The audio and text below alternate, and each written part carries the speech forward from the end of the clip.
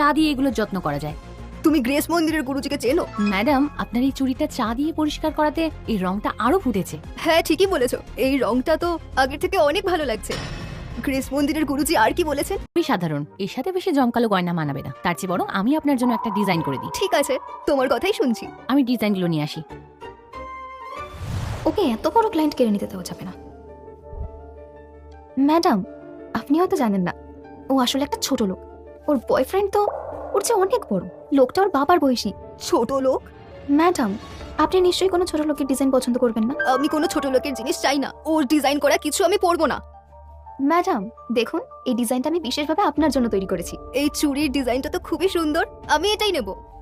Madam, এটা আমার design. এটা আবার কিসের বাজে ডিজাইন? এক্ষুনি নিয়ে যাও এটা। আমার তো তোমার ডিজাইনটাই বেশি পছন্দ হয়েছে। ম্যাডাম চলুন আমরা অন্য বিষয়ে কথা বলি। ঠিক আছে।